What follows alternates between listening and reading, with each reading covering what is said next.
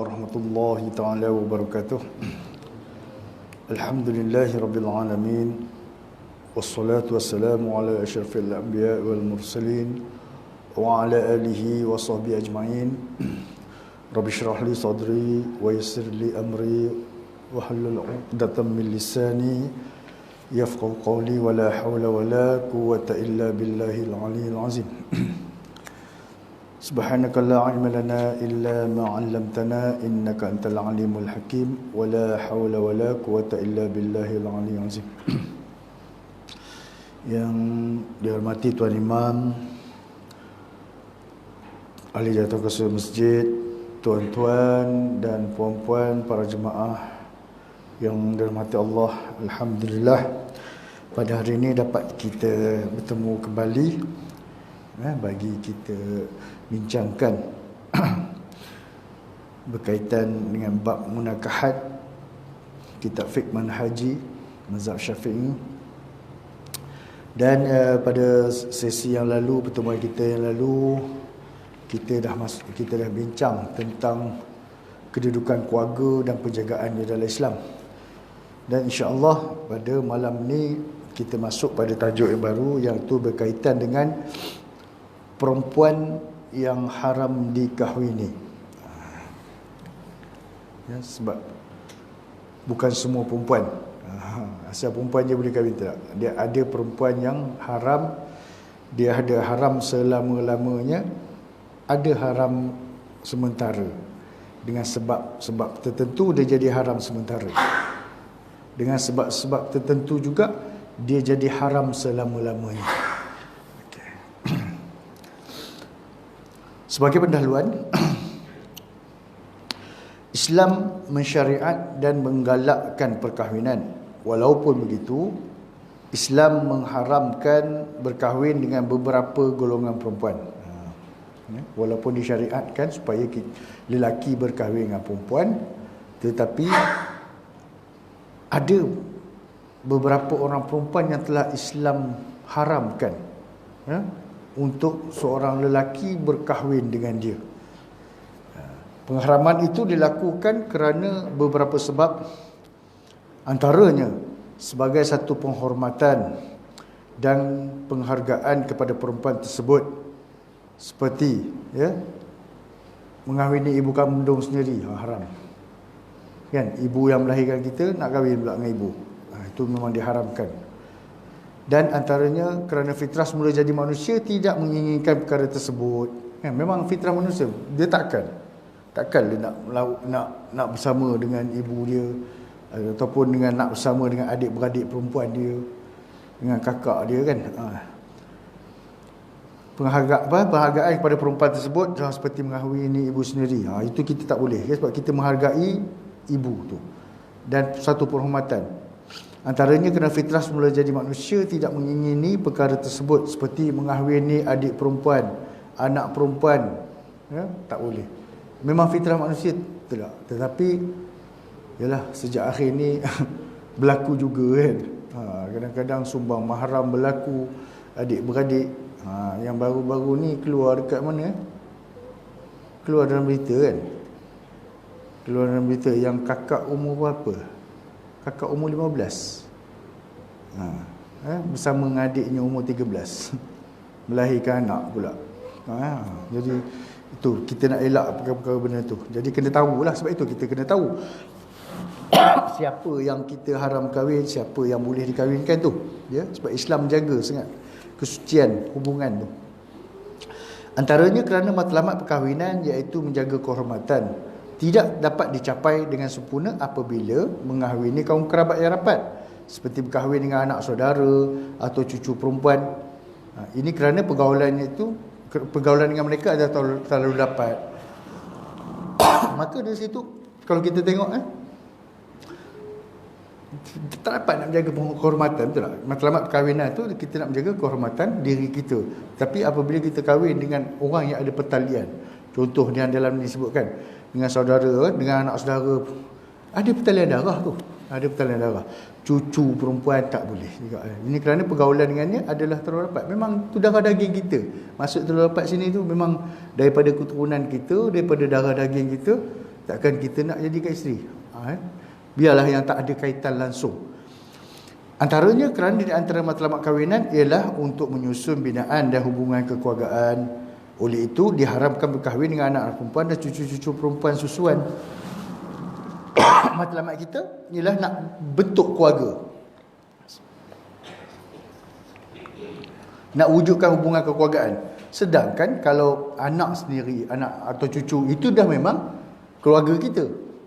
Lagi tak capai maksud untuk kita membina hubungan kekeluargaan tu. Memang dah ada hubungan kekeluargaan, pertalian darah kita dengan dia. So memang itu tak boleh tak boleh dikahwini.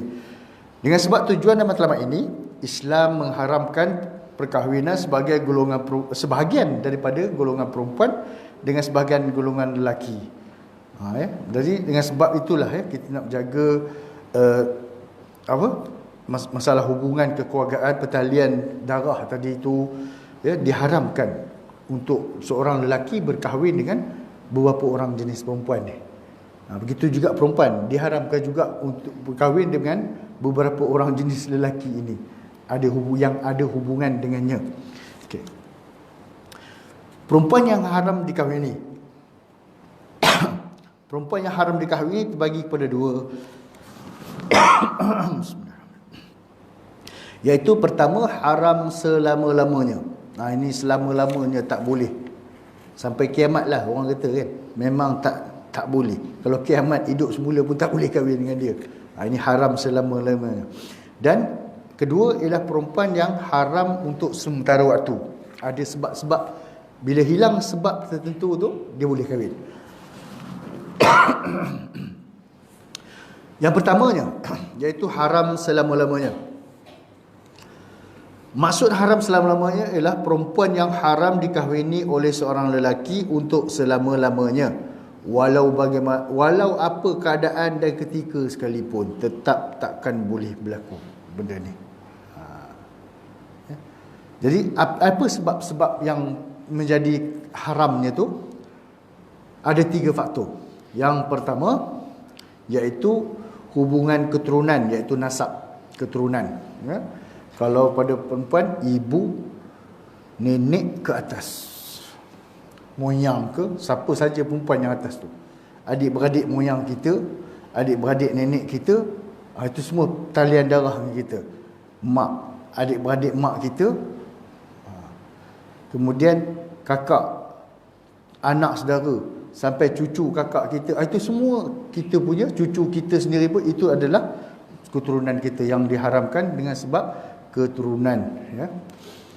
Kedua iaitu diharamkan dengan sebab perkahwinan.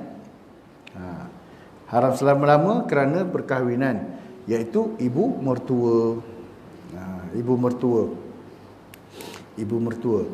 Dia ibu mertua ni, kalau kita nikah sahaja, sah nikah, automatik ibu mertua tu haram pada kita. Haram untuk kita kahwin dengan dia. Kalau orang kita ni dia senang bahasa macam ni dah. Dah tak batal wuduk, dah tak batal semayang dengan mak tua tu. Kan? Selama-lamanya, walaupun isteri kita dah meninggal dunia, tetap berterusan.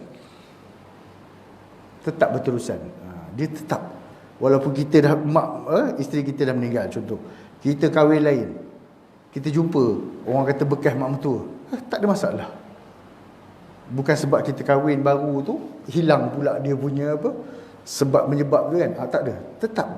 Dia tetap jadi ibu. Dah haram kita kahwin dan dia tetap macam biasa. Orang kata tetap, bahasa orang Melayu senang je, tak batas semayang ni. Ini kumur ni adik-beradik tak batas semayang kata. Maknanya dia itu memang darah keturunan dah tu. Ya.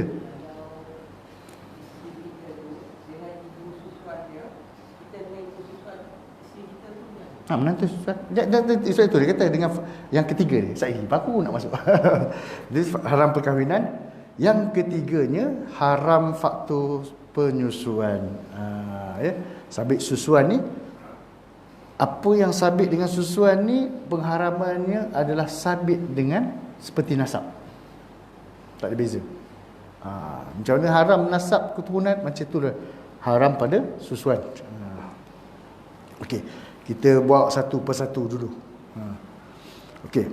Ya, iaitu haram kerana hubungan nasab keturunan kita.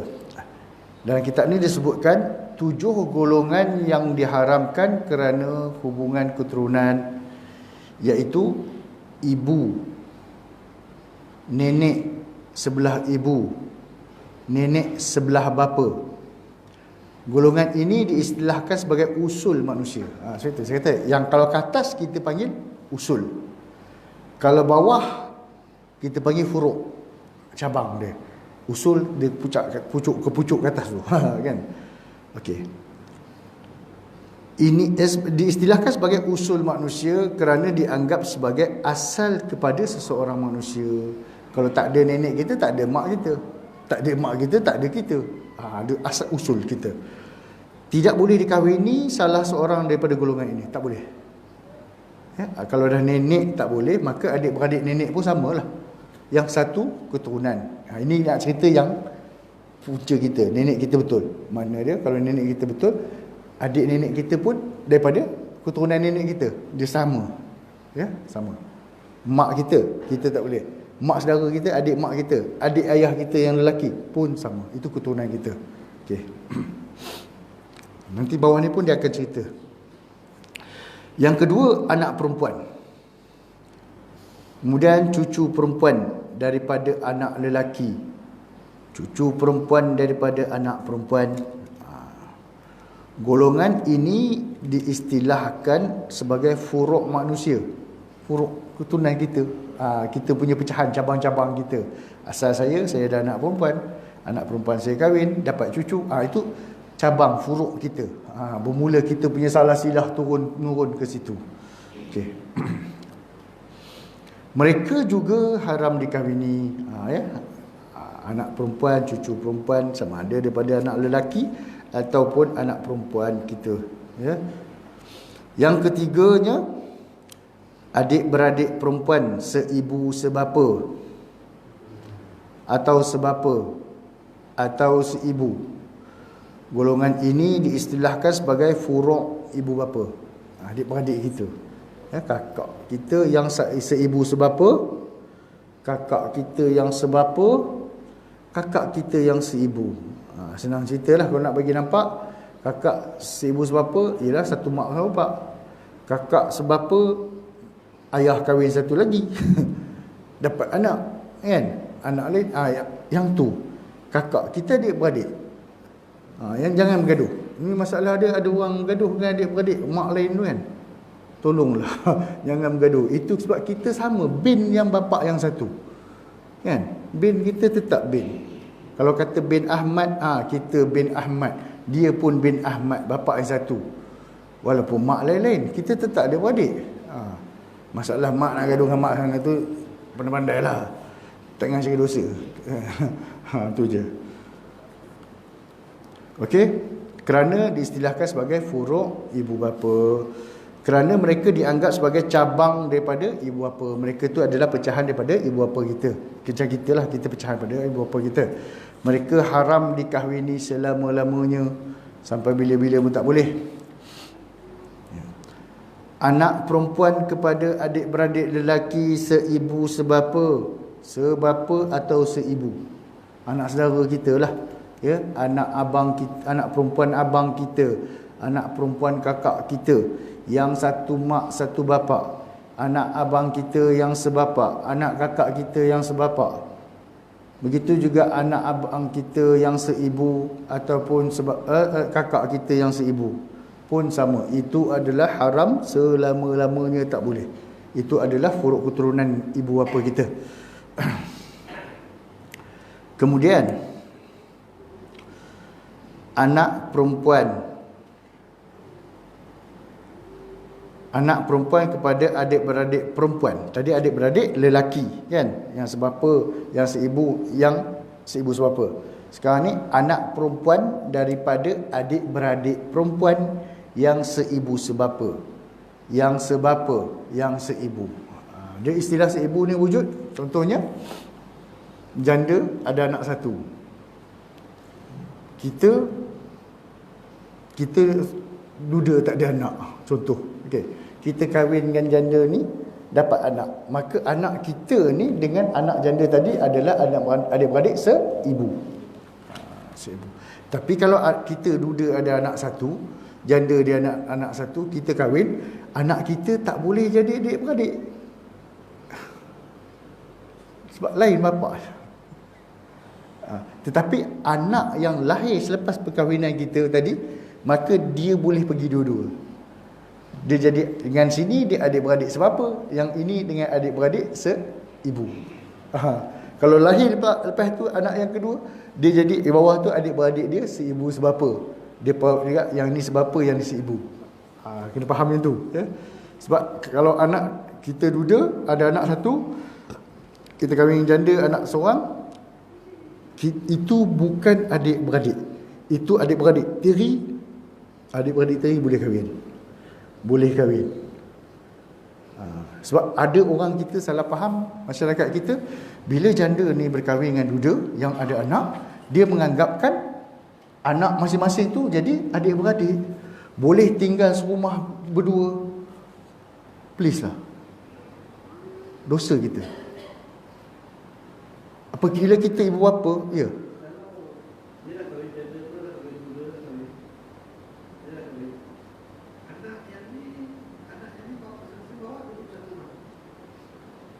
Aurat kena jaga. Aurat kena jaga. Sebab itu dikira ajnabi. Sebenarnya mereka kena jaga batasan. Pergaulan kena jaga. Kalau kata ibu bapa keluar bekerja, tinggal mereka berdua, dianggap kira berdua-duaan, bukan mahram.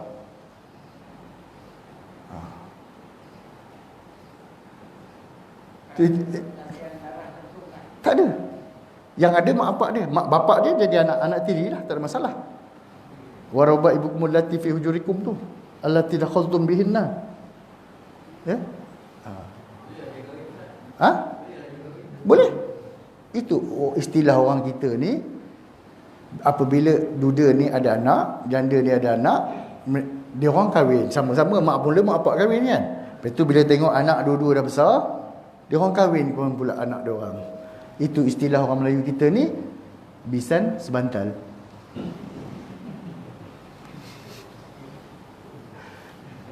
Ya betul tu, bisan sebantal. Kita berbisan, dah lah kita lelaki bini, lepas tu kita berbisan pula, ya. Kan senang cerita. Tak payah gaduh balik kampung raya dah. Rumah tu juga rumah mak bapak aku, rumah bapak aku. Tu je, selesai masalah. Apa dia?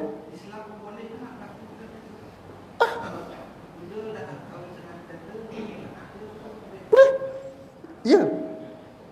Sebab anak duda ni dengan anak janda tu bukan adik-beradik. Tak ada pertalian darah langsung. Kecuali kalau lepas duda ni kahwin dengan janda ni, lahir anak, maka anak yang lahir itu ada kaitan dengan dua-dua. Yang ni adik-beradik seibu, yang ni adik-beradik sebapak.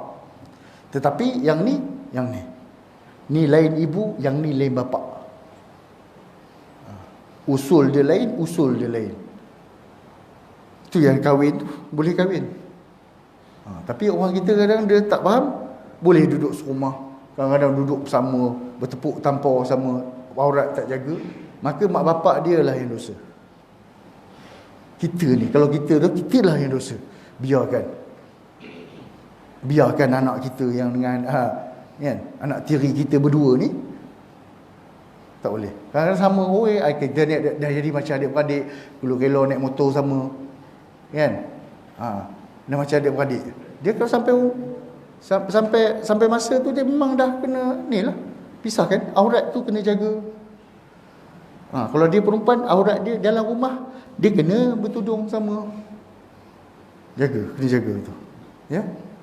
Sebab salah faham masyarakat kita, kira dia kahwin, anak-anak pun kira macam anak tiri pula. Dia je yang halal dengan anak tiri dia.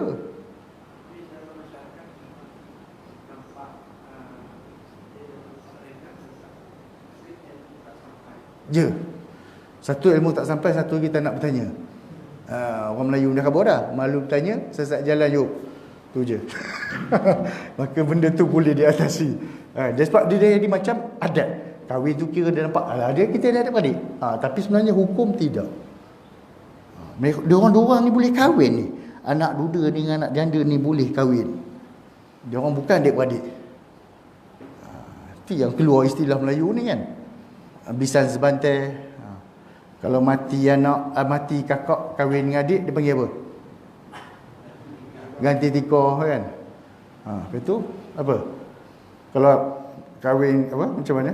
Itu jadi keluarga 69 pula kan. Silang-silang lah. Itu saya tidak cerita kan. Ramli ambil mak, yang bapaknya ambil anak. Yang bekas benda ambil bini dia. Betul. Itu keluarga 69. Itu tak termasuk dalam kitab fiqh. Yang tu. Ya. Okey. Yang keenamnya. Yang kelima tadi, adik anak perempuan daripada adik-beradik perempuan. Sama ada seibu sebapa ataupun seibu. Okey. Keenam, ibu saudara sebelah bapa, iaitu adik-beradik perempuan kepada bapa kita. Makcik kita lah, mak long, mak ngah kita belah ayah. Okey. Begitu juga ibu saudara sebelah bapa yang sebapa. Tok kahwin banyak. Kan? Tok kahwin banyak. Ada 3 bini. Kita ada 3 opah orang kata kan. Opah tua, opah ngah, opah cua. Ada anak perempuan semua. Itu semua mak saudara kita. Sebab puncanya daripada tok yang satu. Okay. Yang begitu juga ibu saudara sebelah bapa sebapa ataupun ibu saudara sebelah bapa seibu. Ataupun opahnya kahwin banyak. Tok mati dia kahwin lain, dapat anak lagi kan. Jadi mak saudara yang sebelah satu ibu lain bapa pun kita tetap ada pertalian dengan dia. Ya. Golongan ini diistilahkan sebagai furuk datuk dan nenek sebelah bapa. Mereka haram dikahwini dalam apa jua keadaan sekalipun. Ketujuh, ibu saudara sebelah ibu. Ini sebelah ibu kita pula, iaitu adik-beradik perempuan kepada ibu kita. Begitu juga ibu saudara sebelah ibu yang seibu. Maksud dia bukan sepupu, itu adik-beradik. Dia bukan sepupu. Sepupu dah boleh kahwin dah. Sepupu dah boleh kahwin dah. Bila masuk dia sepupu dah boleh dah.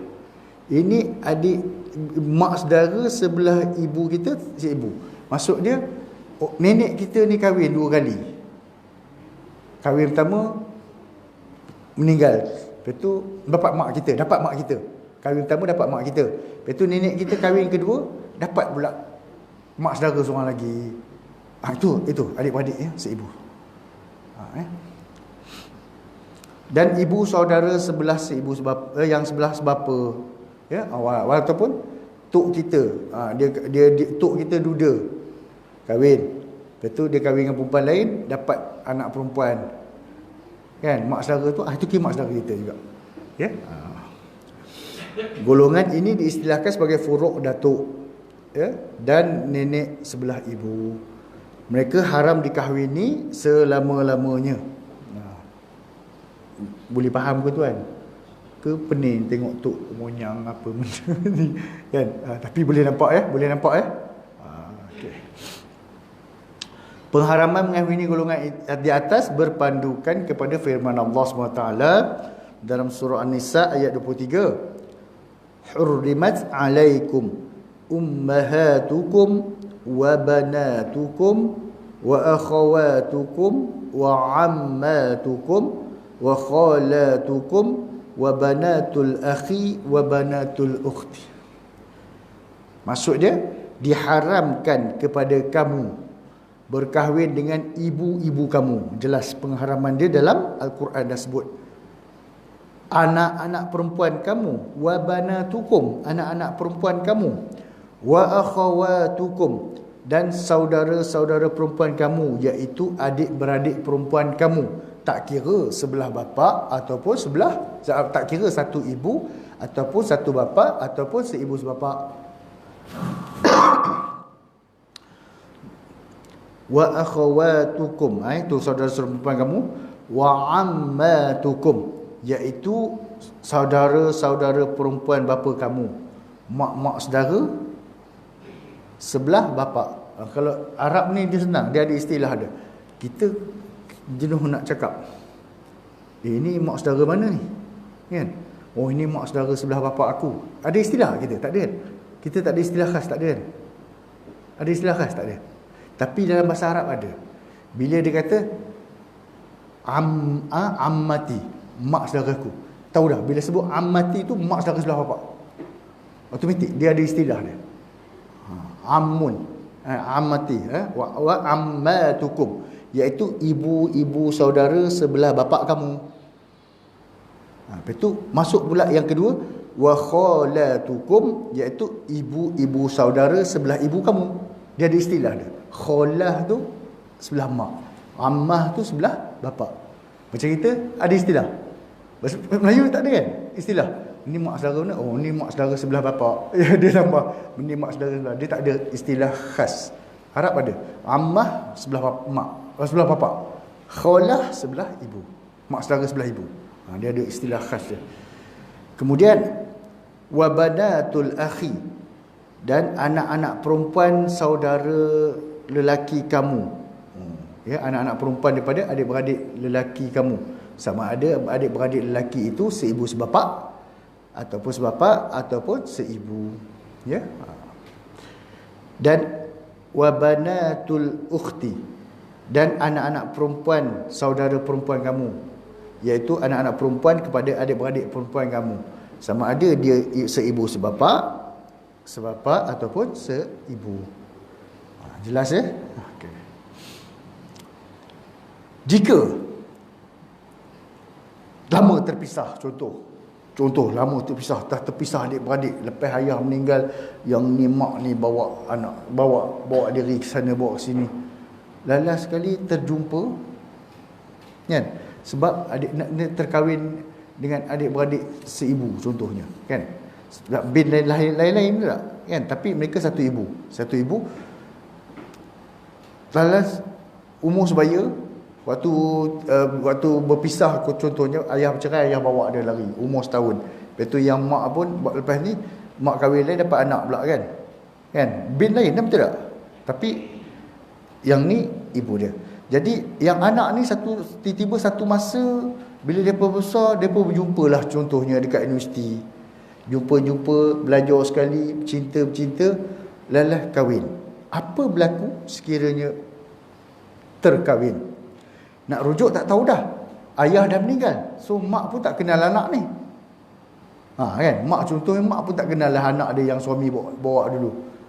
Umur 2 bulan suami dah bawa lari. Mak pun dah tak kenal. Lepas tu mak kahwin lain, dapat anak lain. Jadi yang anak sama anak ni satu hari terjumpa, bercinta pula dekat universiti, kahwin. Apa berlaku sekiranya mereka kahwin? Jika akad nikah berlaku dengan salah seorang daripada golongan ini, akadnya terbatal. Automatik terbatal. Tahu? Terbatal.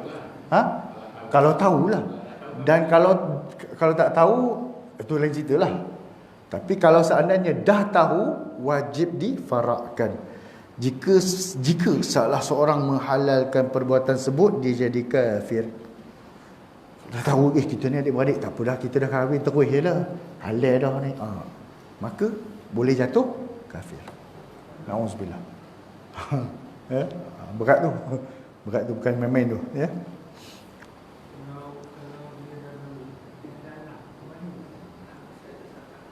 Macam mana status anak?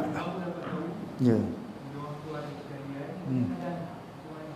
Anak tu dikira macam istilah tergantung syubhat anak tu. Tak boleh nak dinasabkan pada ayah dia. Dan ayah dia pun tak boleh jadi wali sebab ayah dengan mak dia adik-beradik. Kalau dia perempuan, terpaksa dinikahkan oleh wali raja atau wali hakim.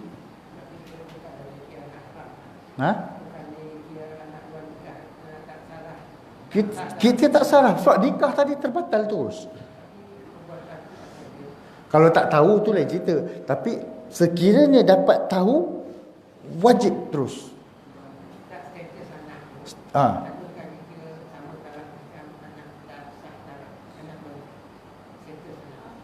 Sekiranya dah tahu, maka sebab kita dah tahu kan, pernikahan mak bapak tadi memang dah batal, maka anak tadi tu pun dikira tidak sah. Tak sah. Sebab dah terbatal. Memang tak boleh berlaku pernikahan antara dua beradik tadi. Jika berlaku juga tetap tak sah, maka kalau lahir anak, anak tu dikira anak luar nikah. Sebab pernikahan tadi batal. Tak boleh tiraf.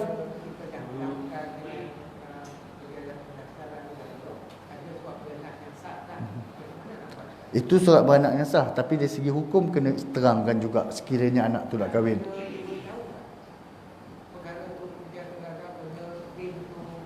Okey, bagi saya, bila dah tahu perkara ni wajib dipanjangkan ke mahkamah syariah, maka mahkamah syariah akan buat keputusan.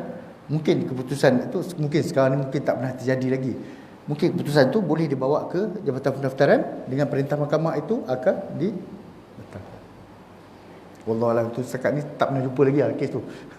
Tak pernah jumpa lagi lah.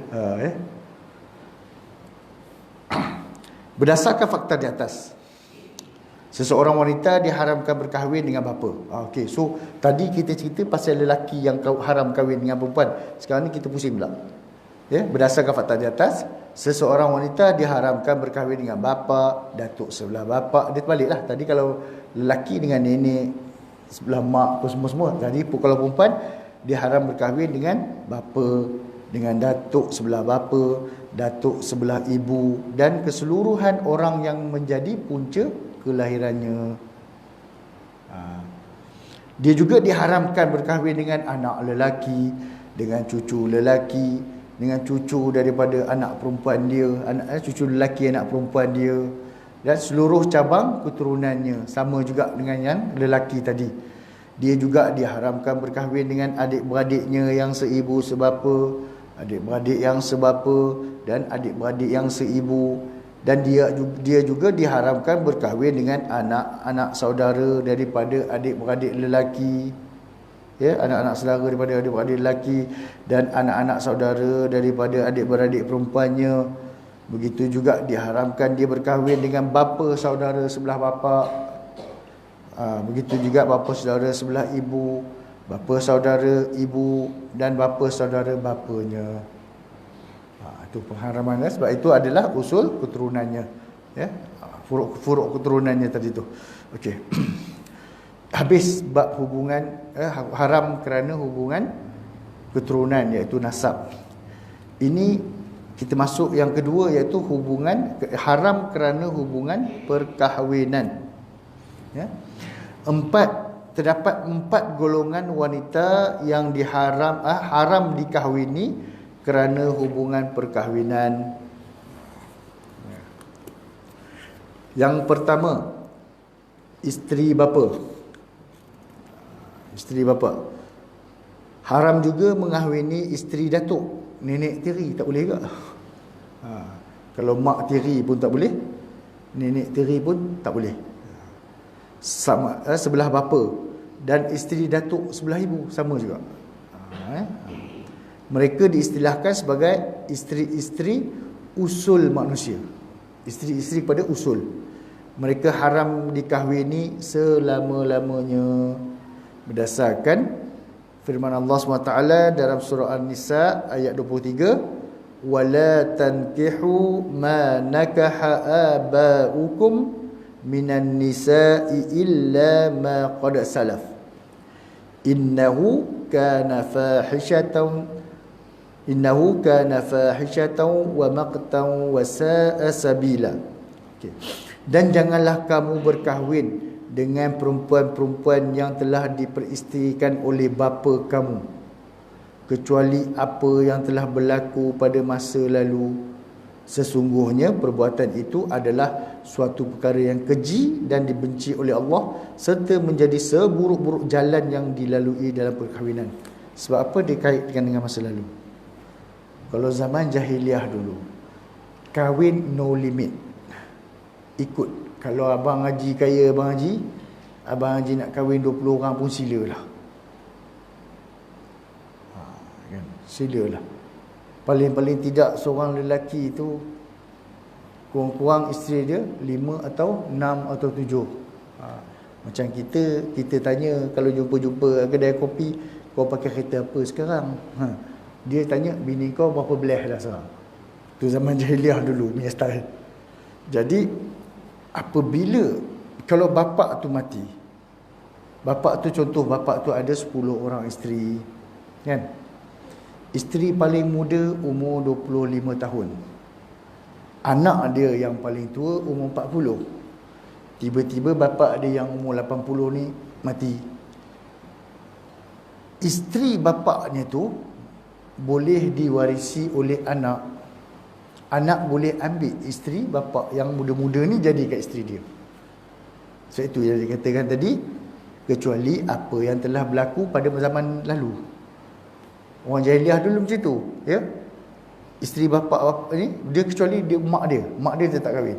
Tapi isteri bapa dia yang lain-lain ni menjadi harta pusaka, dia boleh waris. Tu zaman jahiliah. Ya. Jadi Islam datang, Islam haramkan semua tu. Ya. Apa saja yang telah dikahwini oleh bapa kamu, haram untuk kamu selama-lamanya. Okay. Yang kedua, isteri anak, iaitu menantu kita, ya. Menantu kita, anak. Begitu isteri cucu lelaki. Mesti cucu nak panggil istilah apa, ya? Haji, kok cucu dah kahwin, nak panggil apa? Cucu menantu. Cucu menantu. Menantu cucu ke menantu cucu menantu? Kan? Yang tu anak menantu. Ini cucu menantu lah, kan? Cucu menantu. Cucu menantu pun haram juga kita kahwin ni, ya. Isteri cucu lelaki sebelah anak lelaki kita, dan isteri cucu lelaki sebelah anak perempuan kita pun sama, ya. Begitulah seterusnya isteri-isteri furuk yang lain sampailah ke bawah. Kalau cicit kita kahwin, cicit menantu pun haram dengan munyang dia. Macam itulah, ya. Mereka haram dikahwini sama sekali tak boleh langsung, ya. Firman Allah SWT, wa halailu abnaikumul ladzina min aslabikum, dan haram juga kamu berkahwin dengan isteri-isteri anak-anak kamu sendiri yang berasal daripada benih kamu. Cucu kita siapa, zuriat keturunan dia, usul dia siapa? Kita. Tidak? Cucu kita, usul dia adalah kita. Cicit kita, usul dia adalah kita. Jadi diharamkan daripada yang berasal daripada benih kamu sendiri. Itu kira bawah kita punya furuk tu, tadi tu, ya. Okey. Anak angkat macam mana? Bekas isteri anak angkat tidak termasuk dalam firman Allah yang tadi. Anak angkat bukan darah daging kita, ya. Sebab orang zaman jahiliah dulu, apabila mengambil anak angkat, dijadikan anak angkat tu anak dia sendiri, ya, jadikan anak dia sendiri, dan mengharamkan berkahwin dengan bekas isteri anak angkat. Islam telah membatalkan pengambilan anak angkat dan menghalalkan bapa angkat berkahwin dengan bekas isteri anak angkat mereka. Sebab zaman jahiliah tu, kalau anak angkat, kalau dia kahwin, itu menantu angkat dia, sama, haram keturunan, dia kata. Anak angkat tu dikira macam sama nasab. Tapi Islam tak iktiraf itu, ya. Yes, ada dalam surah Ahzab Allah jelaskan, wa ma ja'ala ad'iyaakum abna'akum dzalikum qaulukum bi afwahikum wallahu yaqulul haqqa wa huwa yahdis sabil. Dan dia juga tidak menjadikan anak-anak angkat kamu sebagai anak kamu sendiri. Tak ada. Segala yang kamu dakwa mengenai perkara-perkara tersebut, sebab zaman jahiliah dulu mereka dakwa anak angkat adalah darah, dikira macam sama darah daging. Tak boleh, ya. Itu hanyalah perkataan kamu dengan mulut kamu saja. Zalikum qaulukum bi afwahikum. Itu kata mulut kamu je, tetapi dari segi hukum dia tidak. Dan ingatlah, Allah menerangkan yang benar dan dialah jua yang memimpin ke jalan yang betul. Ya. Sebab apa? Kisah Rasulullah berkahwin dengan isteri Zaid. Zaid adalah anak angkat Nabi. Kan? Apa tujuan Nabi betul? Tujuannya inilah, nak membatalkan kepercayaan adat resam jahiliah dulu yang mengatakan anak angkat adalah anak sendiri dan isteri anak angkat kita pun adalah menantu kita. Tidak. Kan? Bila habis je iddah isteri Zaid, Rasulullah berkahwin dengan dia. Maka batal. Nak cerita orang jahiliah, nak batalkan kepercayaan dan amalan-amalan jahiliah tadi yang mengatakan anak angkat adalah seperti darah daging sendiri, sehingga kan menantu, anak, cucu tu macam darah sendiri. Ya. Dalam surah Ahzab ayat 37 Allah jelaskan, likai la yakuna 'alal mu'minina harajun fi azwaj ad'iyaihim idza qadaw minhunna watara wa kana amrullahi maf'ula, supaya tidak ada keberatan atas orang-orang yang beriman untuk berkahwin dengan isteri-isteri anak-anak angkat mereka apabila anak-anak angkat mereka itu telah selesai kemahuan terhadap isterinya lalu menceraikannya, dan sememangnya perkara itu dikehendaki oleh Allah tetap akan berlaku.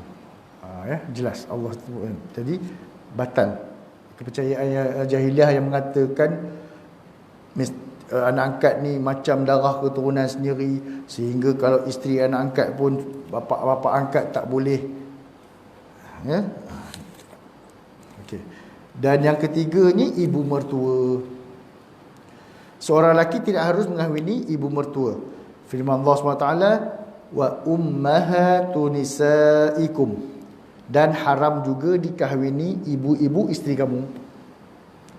Sah nikah je automatik mak isteri kita tu haram untuk kita.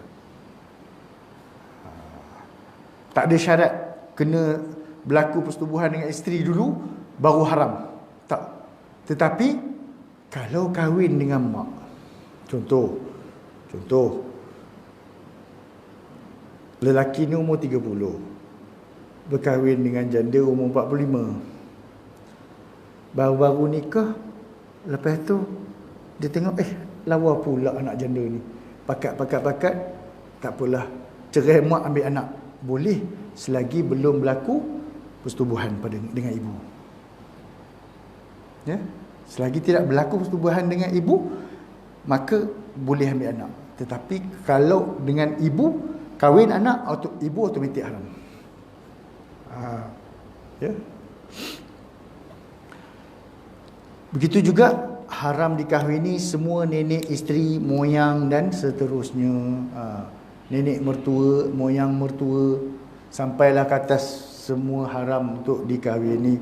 Ketiga golongan ini yang disebutkan di atas haram dikahwini sebaik sahaja berlangsungnya akad nikah. Sah nikah, habis, automatik haram. Okey. Sama ada berlaku persetubuhan, itu saya sebut tadi, sama ada berlaku persetubuhan atau tidak, tetap haram. Sekiranya akad nikah dengan salah seorang daripada golongan tersebut dilangsungkan, akadnya batal. Sama ya hukumnya tadi ya. Okey. Weh, anak perempuan ni panjang ni. Kalau nak lagi sikit lagi. Keempat, anak perempuan kepada isteri, iaitu anak isteri, anak tiri. Kita kahwin dengan janda, apa jadi anak janda tu? Dia jadi anak kita ke tidak? Okey. Anak perempuan kepada isteri, iaitu anak tiri, anak tersebut diharamkan berkahwin dengan bapa tiri. Ada syarat dia, selepas bapa tiri bersetubuh dengan ibunya. Itu saya kata tadi, kalau ambil mak, tiba-tiba berkenan ke anak, sebelum setubuh ibu, ceraikan mak tu, ambil anak, boleh. Tapi kalau dah setubuh ibu dia, automatik haram. Ya. Dalam Al-Quran disebutkan, surah An-Nisa ayat 23,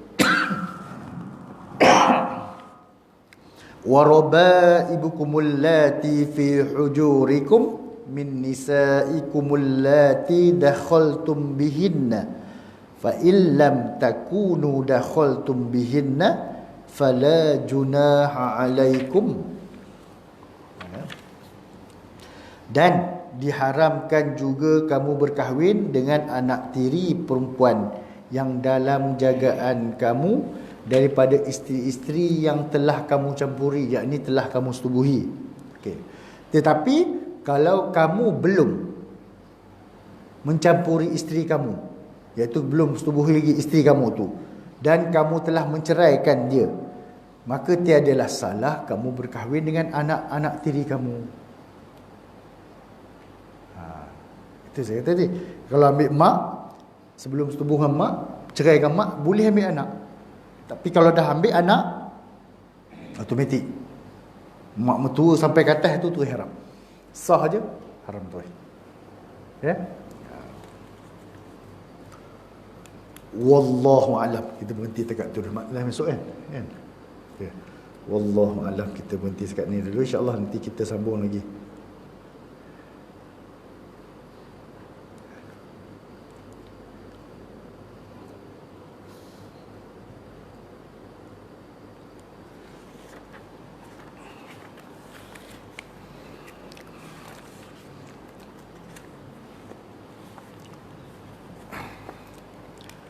Auzubillahi minasyaitonir rajim. Bismillahirrahmanirrahim. Alhamdulillahirabbil alamin. Wassalatu wassalamu ala asyrafil anbiya'i wal mursalin wa ala alihi washabbihi ajma'in.